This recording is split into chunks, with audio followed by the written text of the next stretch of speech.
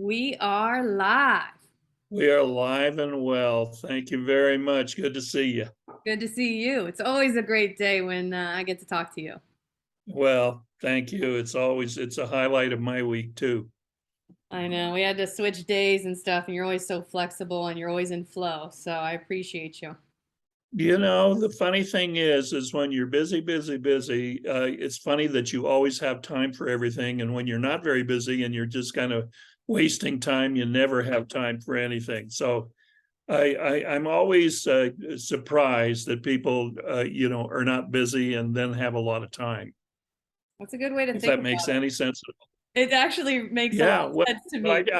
I think well, they say, I learned this when I was young, and you've heard it too, is if you want something done, give it to a busy person to do. Yep, I've heard that often. Yeah. So it's kind of like that. Well, I think what's really great is I've been reflecting quite a bit on our talk last week on merit versus trust, and once broken, Uh-huh. once broken, never recovered, all those different Yeah. things that taking yourself up from an adolescent conversation to a really high level grown up conversation across the Yeah. bandwidth of your life. And it really became applicable to a lot of things where I challenged myself to say, hey, well, where am I being a little bit more adolescent and walking on eggshells versus dealing with stuff, right? And Oh, staying surface level. And if I really want to get to that next level and be, not just a world champion, but, as world class as it really can get, I need to incorporate this in every aspect of my life, right? So it was pretty eye opening for me to think about the merit concept versus trust, and it really it resonated with me quite well. So well, that I'm glad you're saying that. I've been thinking about that as well myself. So I really do appreciate your bringing it up. Uh, and your idea of going to kind of world champion, whatever. I have an alternative kind of hierarchy that goes right alongside of it, step by step by step. So, in the hierarchy that we've talked about, ordinary to special, special to extraordinary, which is where it really all starts. mm-hmm. Extraordinary to elite to champion, champion to world class to world champion. Mm-hmm. So that's the one we're working inside of. Of course. I found what Pat Riley uses. Mm. So Pat Riley uses, he says, you go from a nobody to an upstart. Mm-hmm. You go from upstart to winner. You go from winner to contender. You go from contender to champion and then champion to dynasty. I like that. So the same exact fluid sort of thing. Always good to know that Pat Riley and we are thinking along the same lines. Yeah. Well, it resonates, right? And it shows how when we're having the conversations that we're having and they become higher level, it really warrants not just having the conversation, but reflecting, right? Play the Yeah, game, learn the rules, correct. And it's a part of who we are. It's how we're evolving, and it's ping pong, right? I mean, we're trying to figure out where we're strong, where there's it points. is exactly that. Yeah, the things that we have in common, if I put them kind of one against the other, we say ordinary, he says nobody. We say special, he says upstart. Just notice how that fits. We say extraordinary, where really leadership begins and everything, and he says winner. So we say elite, he says contender. We say champion, he says champion. We say world class, world champion, and he said dynasty. Yep. So, there's a direct relevance on that whole conversation. Now, you wanted to match this, or you wanted to lay this or overlay this conversation uh, uh, in light of the merit versus trust, Mhm. and trust once violated, never recovered. So, why don't you set that up so that we can chat about that? Yeah, and I want to build upon how when I was internalizing this, I'm also thinking about those you interface with, whether it's personally or professionally, your tribe, where you have a culture, where you're really kind of developing the roles within that tribe, and all those different things. Like I've been ping ponging in my head, like all the intersections from the culmination of all of our discussions. Okay, and one of the Mhm. things that I find interesting is I've always felt that my growth comes from failures, not from my success. Oh, that is so good. That is so And good. Yeah, rich.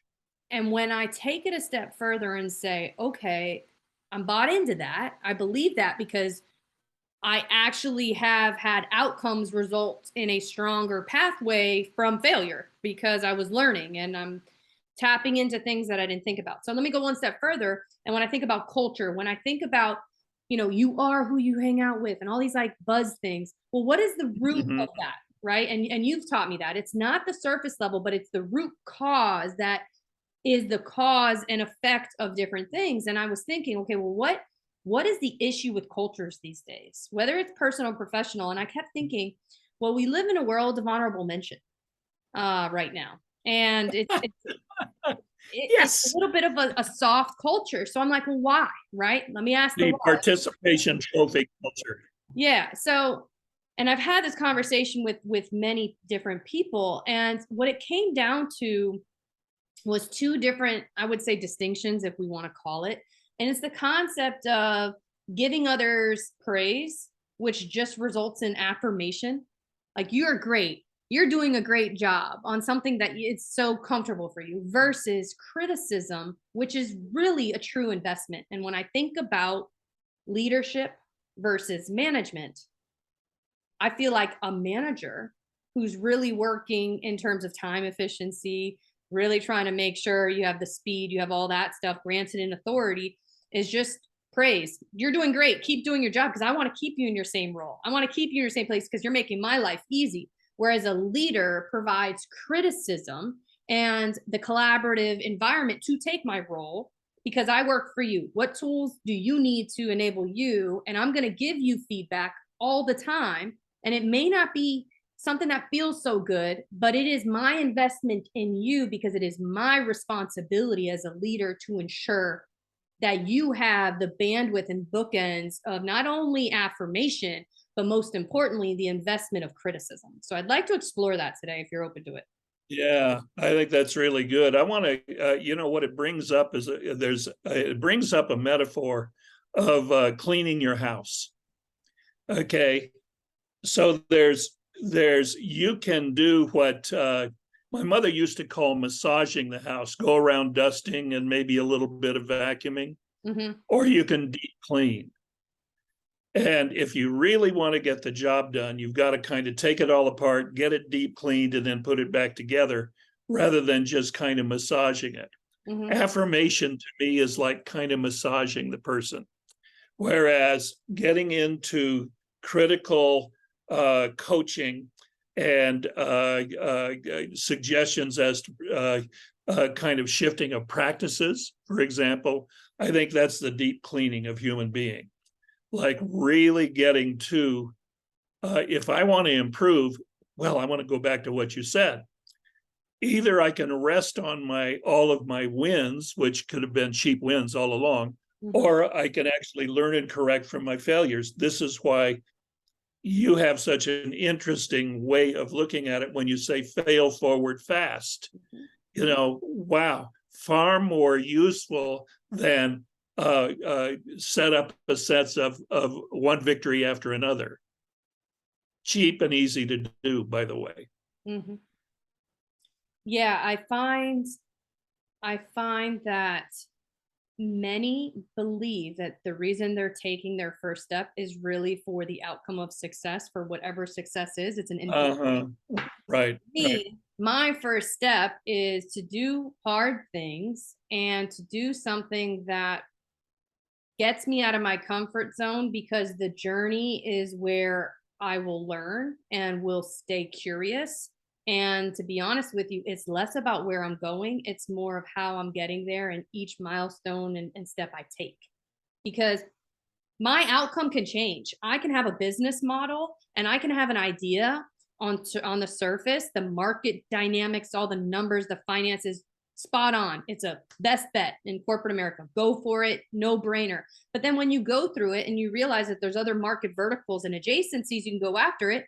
Well, if you were just so stuck on winning in that space because you got buy-in for that space, then you're going to lose so much other opportunity, right? And then even on a personal stance, if you don't take the first step, you'll never go or never be anywhere versus where you started. And that's a guarantee. And if you want a guarantee, do it. Fine. That's your choice. Choose your heart, right? So it's interesting because most people say that it's the journey, like they say it, but they don't live it, because once the pressure happens, which pressure is a privilege, they stop, they falter because they don't want to fail, but yet they claim they do. Yeah, I want to say, according to that, and I mean to the thinking of that, the champion, the world champion, the elite, in whatever the field, it could be athletics, but it could be in business, it could be in the arts, it could be in your chosen field of, or discipline and so on like that, always has to do with a deeper, richer, more profound mastery of the basics. You know, if you're a football player, it doesn't matter what level you're playing at. You go back to blocking and tackling and the mastery of that, and becoming more nuanced in that. In swimming, you're working on the stroke. In dance, you're working on your plies and your battements, and you're working on your technique. Mastery of technique gives access to mastery of the form, of the art form of whatever it is. And so never going to get to that unless you've actually got, not only you're working on that, but you've got a coach or a teacher who is committed to you, committed to a future of you as an extraordinary performer, as a champion, as a world champion, as an elite performer. And the only way they're going to get to that is by giving you the bad news and having you work on that. Yeah, and it's not going to always feel good. And something resonated with me recently when someone was talking about the GOATs in sports, and obviously Kobe Bryant. Oh yeah, good. Yeah, big question. And they said to me, you know, Sam, I really like what you're talking about, because what you highlight is that world class and world champions, they don't stop until they get it right. They stop when they fail and add one more. And I thought about that. So I thought, okay, game time. You're playing how many minutes in a game? If all you did was just to perfect, you know, a jump shot, or to perfect the ability to hit it in whatever direction you want to hit it, depending on the scenario, what you do is it's not muscle memory. You're creating mental memory, right? You're creating the ability to see at what point or at what plateau or what inflection you no longer, right, have the mindset, or you're tired, or things are going in your third overtime. And that's when you can kick it into that next gear, because you know what it feels like to succeed, fail, right? Fail, figure out how to overcome the adversity in real time. Because you know, it is so true. It is so true what you're saying. I'm reminded of something that I learned a number of years ago, which was someone once said to me, you know, John, amateurs do it until they've got it right. He said, but professionals do it till they cannot do it wrong. Yeah. Way different deal. And the concept, you know, I'm watching a lot of the outdoor track and field season for women nowadays. And there's a girl named Caitlin Toohey, who's a long distance runner. She's the NCAA champion in 5,000 meters and maybe even 1,500 meters and so on like that. Lost a race the other day. I think came in 7th or something like that, along with my beloved Abby Steiner, who came in last in a 200-meter dash, and she's fast. What did they do? They went back and they went to work on the basics and then came roaring back the next time to win by a commanding whatever. So practicing not till they've got it right, but practicing till they cannot do it wrong and correcting when they failed. And that's it. And that's my concept of going to failure, because at the end of the day, you can have all the form and technique to have your jumper, to handle the pressure with thousands of fans around you. But then there's external things that happen that you don't prepare for, but you have within you the confidence because you've made that shot 1,000 times, right? But I also think about, Hey, what is it that allows you, what is it that allows you to start to create the way that if you watch the NBA final and you watch Jokic commanding the game, and what is it that allowed him to create passing to the guy behind him by passing through his own legs? It is like, what? I'd never seen that pass. You know what it is? It's the embodiment of a true team, which I really like the Heat because they really did have a team mentality, right? It's just Denver was it, right? And they had what it took to get the chip, right? But what I loved about both of these organizations is they understood the broader ramification of what they were doing and representing, and their roles and responsibilities. Both of them. If someone was on the bench or someone was there, if you talk to some of the leaders that all the cameras are on, they said, if I was open, I took the shot. If I wasn't open, I passed to someone else who could. That is the we, not me, which really is a game changer. But the thing about it is, in order to develop that culture, I guarantee you at practice, and I guarantee you off the court, off the field, right? Outside of a match, there's a lot of criticism and radical candor that heightened people, pushed people, in some cases almost fought each other because, they have to get past that ego, that power complex, but then resulted in such a culture that drove a true investment into an organization. This is so true, and it's true at the organizational level and at the, you just take the case of Jokic. There was a certain point where he was, after the game, they were all over him because he had done another triple-double in the finals and so on like that. And he listened, and then he looked at him and he said, it's just a stat. He doesn't live for the stat. He lives for the game. He's playing the game. He's playing the game as well as he can, and he's elevating the game of everybody around him.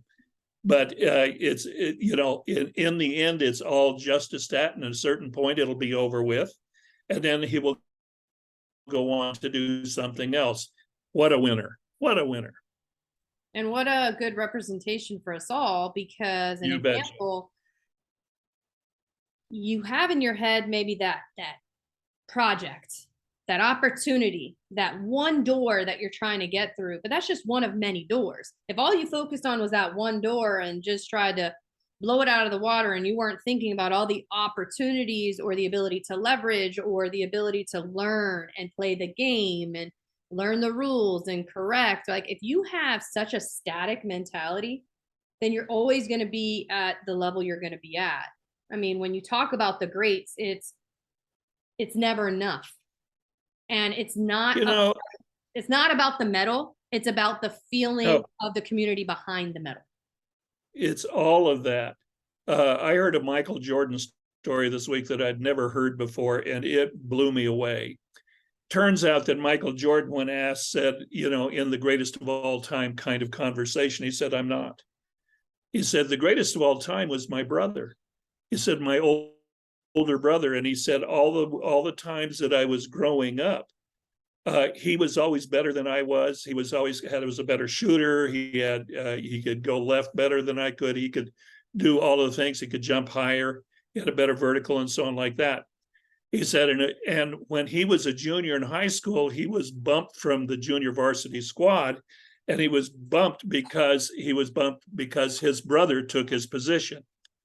He said, here's the thing though. His brother grew up to be 5'8.5", and he grew up to be 6'8". Yep. That's the difference. You know, who knows? Who knows? You don't have control over every aspect of it. All you can do is work as hard as you can possibly work. And in his case, he wasn't working to fulfill on you or satisfy the fans. He was actually working to better himself than his brother in his father's eyes, all of his life and all of his career.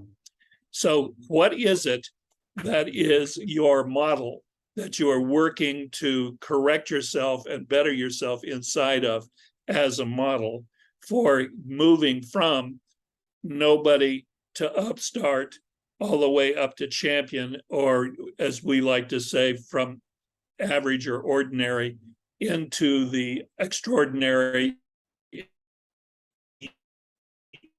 and world-class deal? You need something that's going to drive you there, and you need a coach along the way. Of course. I mean, well said. So I think we need to continually build on this conversation, because as we start to have these higher level discussions and distinctions around many saying, well, I need to trust my team. Well, no, it's deeper than that, right? There's a merit you bring to the table, and there's an understanding. There is a way that you can contribute, right? And it's all about that contribution. What are you adding into the broader, team, right? Really enabling yourself to take that first step and be okay with being at the bottom of the next top, because that's where the growth happens and it's uncomfortable. And the way you do it is that is so good. And you fail and you fail and you it's so good. And the way you're saying it in the building of team is so extraordinary. This week they just announced that LeBron, the Mavericks. So, you're breaking up a little so bit. Here, can you repeat? It's breaking up a little bit. He's going to the next level is always interesting to you. And you take a guy like LeBron James, who is, absolutely validly in the conversation for one of the top 2 or 3 of all time, who ever played the game, who said, nope, I think there's more for me somewhere. And so he's going to move out of the LA environment where they got blown out by Denver. And he wants to move to play with Luka Doncic and Dallas and the Dallas Mavericks. What a brilliant idea. So here's a guy, 38 years old, still playing at a very high level, who wants to play at a higher level and still wants to win. Yeah, it broke up at the beginning part when you were transitioning to LeBron, but I'm thinking it's really around kind of the move from LA to the other areas, because LA to Dallas. Yeah. So, in the interest of looking for a place where, what is the next bottom that I can go to go up to the top? Yeah. Now LeBron has it a little different, because I really think it's not about the money. It really is around, how do you kind of hold the line until your son comes in so you can play with him? So there's a little bit of that. Well, that's what he says.